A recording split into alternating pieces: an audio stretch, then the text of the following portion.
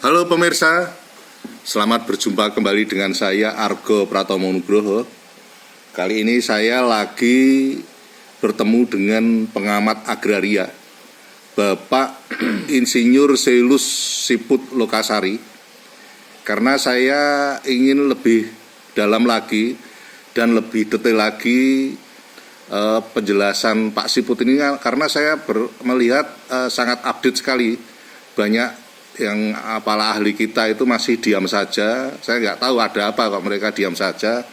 Yang menyangkut PP nomor 18 tahun 2021. Saya ingin penjelasan yang lebih detail lagi nanti. Selamat berjumpa Pak Siput. Selamat berjumpa, selamat pagi Mas Argo. Pak Siput, ini seperti saya ungkapkan tadi, saya terus terang penasaran ini semenjak kita membuat di YouTube tentang pendapat Pak Siput. Sedikit baru kemarin disinggung tentang peraturan pemerintah nomor 18 tahun 2021, dan Pak Siput kayaknya sudah juga membuat di TikTok juga. Menurut Pak Siput seperti apa, Pak? Jadi begini, selamat pagi dan juga untuk teman-teman ya. Dan juga ini apa yang ditanyakan oleh Pak Argo, Mas Argo ini juga sekaligus saya tujukan kepada yang terhormat Bapak Presiden, Bapak Menko Polhukam, juga Bapak Menteri ATR, Kepala BPN. Tentunya tak tertinggal juga Bapak Jaksa Agung dan Bapak Kapolri. Jadi begini, mengenai PP 18 tahun 2021 yang sebetulnya ini kan PP ini merupakan satu tindak lanjut atau pelaksanaan dari Undang-Undang nomor 11 tahun 2020 tentang Cipta Kerja itu ya? Tentang Cipta Kerja atau orang-orang pada populernya menyebut sebagai Omnibus Law. Itu bisa saya sampaikan bahwa PP tersebut itu ada bagian-bagian tertentu yang sangat-sangat memprihatinkan.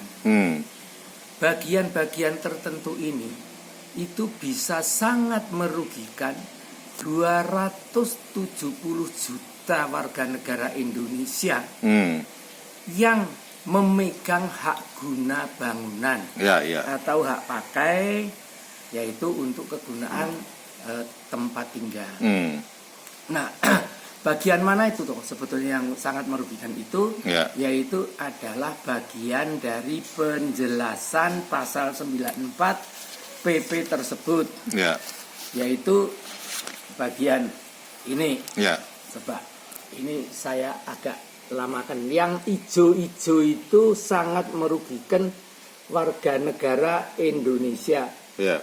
Semua warga negara Indonesia yang memegang hak guna bangunan atas tanah di Yogyakarta itu dirugikan. Bukan hanya warga negara Indonesia, warga Jogja, tetapi seluruh Indonesia. Karena apa? Di sini bisa dibaca langsung, yaitu warga negara Indonesia yang ada di DIY ini itu tidak dapat meningkatkan hak guna bangunannya menjadi hak milik.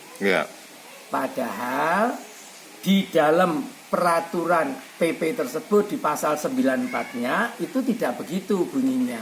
Di pasal 94-nya itu bunyinya justru sangat-sangat bagus, yaitu bahwa ini bunyinya pasal 94 ya. Di pasal 94 ini bunyinya apa? Warga negara Indonesia atau seluruh warga negara Indonesia itu yang pemegang hak guna bangunan itu dapat meningkatkan HGB-nya atau hak pakainya menjadi hak milik sepanjang tanah tersebut adalah dipakai untuk apa? Untuk tempat tinggal. Yaitu baik itu rumah landed ataupun ruko maupun rukan atas permohonannya. Ini aslinya yang benar seperti ini. Coba kalau kita cermati di pasal ini 94, apakah ada misalnya di sini terus kemudian disebut juga hal ini kecualikan untuk Y. Ya. Ada kan Pak? Ya. Ada nggak? Iya. Nggak ada. Jadi penjelasannya, saya kembali kepada penjelasannya. Kelihatan kalau diselundupkan itu ya. Saya kembali ke penjelasannya. Yang penjelasan ini yang tidak saya stabilo ini adalah penjelasan pasal 94 Ya. yang benar. Sedangkan yang stabilo ini itu di bawah ini saya tulis apa, Mas Argo? Penumpang gelap. Penumpang gelap, ya. Ya. Nah, penumpang gelap penjelasan ini itu jelas bertentangan dengan Pancasila, Ya. dengan UUD 45, Ya. dengan UUPA, Ya. dengan Undang-Undang 11 2020 itu sendiri, Ya. dan juga bertentangan dengan Undang-Undang Keistimewaan di Yogyakarta ini. Ya. Ringkesnya begini aja Pak Argo, apa ada satu ketentuan di mana rakyat Indonesia ya dilarang memiliki tanah di Indonesia? Ya. DIY itu kan bagian dari Indonesia. DIY itu kan Indonesia. Ya. DIY itu kan bukan luar negeri. Mengapa rakyat Indonesia pemegang hak guna bangunan itu dilarang meningkatkan hak miliknya di DIY? Ya. Dan di sini alasannya itu lebih-lebih lagi sangat memprihatinkan. Yaitu alasannya apa? Alasannya dikatakan di sini bahwa ada kearifan lokal yang belum memberikan hak milik kepada warga negara Indonesia. Ya. Sekali lagi ya, ada kearifan lokal yang belum memberikan hak milik kepada warga negara Indonesia. Ya. Jadi warga negara Indonesia dimanapun juga itu belum diberikan hak milik di DIY yang merupakan negara Indonesia. Ini bagaimana coba? Ya. Apakah benar ini? Ini kebohongan publik. Ya. Ini penyesatan publik. Ya. Bukan Pak Jokowi yang bohong, bukan pemerintah yang bohong, tetapi penumpang gelap inilah yang telah sedemikian rupa menyelundupkan penjelasan seperti ini. Ya. Jelas ya? Ya. Jadi tidak ada kok ada kearifan lokal seperti ini. Bahkan sebaliknya ya, Bapak Presiden dan teman-teman semuanya, di DIY ini sudah sejak 1954. Gubernur pada waktu itu atau kepala daerah yaitu Sri Sultan Hamengkubuwono ke-9 itu melalui perda itu telah di situ menentukan atau memberikan hak milik kepada warga negara Indonesia dari manapun dia ada, itu melalui perda DIY nomor 5 tahun 1954. Tadi disebut ada kearifan lokal, itu kearifan lokal yang seperti apa? Ini Sri Sultan aja seperti itu. Ya kan? Terus kemudian ada juga tahun 1984 itu ada UUPA berlaku penuh di DIY. Apa bunyinya UUPA itu di pasal 21 jelas kepada warga negara Indonesia diberikan hak milik atas tanah. Termasuk juga di DIY. Iya kan? DIY ini kan bukan Brunei loh. Nah itu. Jadi disinilah itu jahatnya luar biasa penyelundup ini yang menyelundupkan ini loh. Ini luar biasa. Sehingga untuk ini tentunya semestinya pemerintah itu kan tidak ingin toh mengambil, kalau ini diberlakukan betul itu hak asasi manusia dilanggar. Hak asasi dari 270 juta warga negara Indonesia pemegang yang kebetulan memegang hak guna bangunan atas tanah-tanah di DIY itu dilanggar. Nah terus kadang-kadang kami itu juga jadi heran, loh kok bisa ada penyelundup yang bisa berhasil nyelundup? Ini kan musuh negara yang menyelundupkan ini. Coba. Oke Pak Siput. Nah, saya lanjutkan dulu sebelumnya. Jadi begini, pertanyaan yang lebih lanjut itu adalah bagaimana, siapa kalau begitu yang boleh punya tanah di DIY ini? Apakah VOC? Apakah Hindia Belanda? Atau siapa? Maka dari itu Pak Argo yang jelas bahwa pemerintah terutama Pak Jokowi itu harus mengkoreksi ini. Apalagi Ini kan PP ini kan ditetapkan Februari Ya.